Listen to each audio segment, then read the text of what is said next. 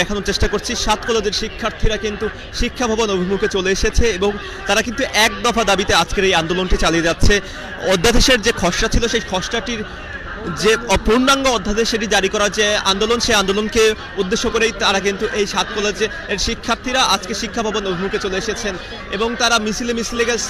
স্লোগানে কিন্তু মুখরিত করে এই শিক্ষা ভবন ঘেরাওয়ের উদ্দেশ্যে কিন্তু চলে এসেছেন এবং শিক্ষা ভবনের সামনে কিন্তু পুলিশেরও সতর্ক অবস্থান রয়েছে। আমি যদি একটু দেখানোর চেষ্টা করি যে শিক্ষার্থীরা যারা এসেছেন তাদের ভিতরে কিন্তু এখনো পর্যন্ত আমরা দেখতে পাচ্ছি ছেলে শিক্ষার্থীর পাশাপাশি তারা মেয়ে শিক্ষার্থী যারা রয়েছে তারাও কিন্তু চলে এসেছেন।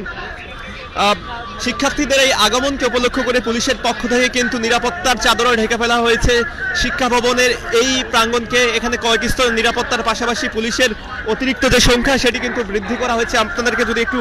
পুলিশের দিকে দেখানোর চেষ্টা করি তাহলে একটু দেখতে পাবেন যে বিপুল পরিমাণে পুলিশ কিন্তু এখানে মোতায়েন করা হয়েছে। পাশাপাশি পুলিশের পাশাপাশি এখানে কিন্তু জল কামানো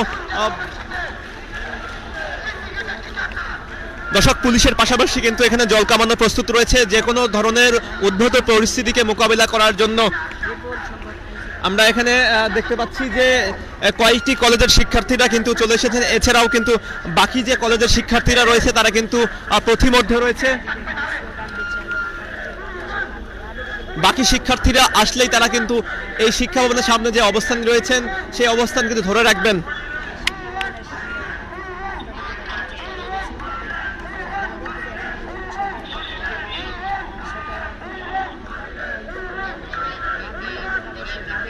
সাত কলেজের শিক্ষার্থীদের শিক্ষা সংস্কার দীর্ঘদিনের একটি দাবি ছিল, শিক্ষার মান উন্নয়ন এবং সবকিছু মিলেই তারা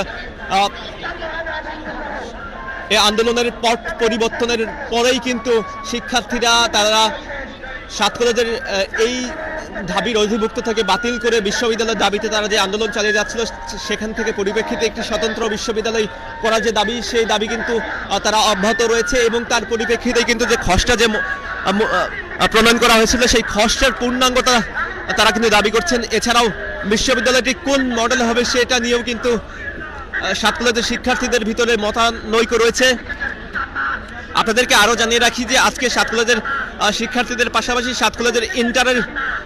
যে শিক্ষার্থীরা রয়েছে সেই উচ্চ মাধ্যমিকের শিক্ষার্থীরা কিন্তু শাহবাগে অবস্থান নিয়েছে এবং তারা কিন্তু এই যে স্কুলিং পদ্ধতি, এই স্কুলিং পদ্ধতির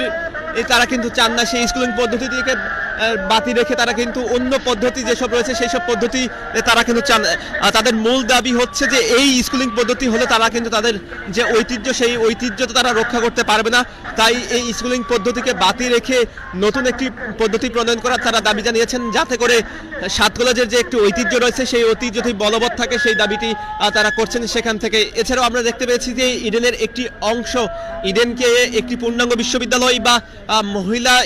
ইডেন বিশ্ববিদ্যালয় কেউ বা চাচ্ছিলেন যে ইডেনকে তাদের যে ঐতিহ্য রয়েছে সেই ঐতিহ্যকে বাতি রেখে ইডেনকে যাতে অন্তর্ভুক্ত করা হয়। তারা যে এই ফ্যাকাল্টি সিস্টেম সেই ফ্যাকাল্টি সিস্টেমের বিরোধিতা করে কিছু সংখ্যক শিক্ষার্থী কিন্তু একদিন আগে আন্দোলন চালিয়ে গেছিলেন এবং তার পরিপ্রেক্ষিতে আজকেও কিন্তু শিক্ষার্থীদের মাঠে নামার কথা ছিল এবং শিক্ষকদের পক্ষ থেকে আমরা কিন্তু দেখেছি বিগত দিনেও শিক্ষকদের পক্ষ থেকে কিন্তু মাঠে নামা হয়েছিল এবং তারাও এই পদ্ধতি তারা চান না। তারা স্কুলিং পদ্ধতিতে বলছেন যে এখানে এই পদ্ধতি যদি প্রণয়ন করা হয় তাহলে সাত কলেজের যে ঐতিহ্য সেটি ভঙ্গ হবে এবং সাত কলেজের যে শিক্ষার মান সেটি অক্ষুণ্ণ থাকবে না, সেই দাবিতে তারা কিন্তু জানিয়ে আসছিলেন এবং পরিশেষে তাদের যে মূল দাবিটি ছিল যে সাত কলেজ যদি বিশ্ববিদ্যালয় হয় তাহলে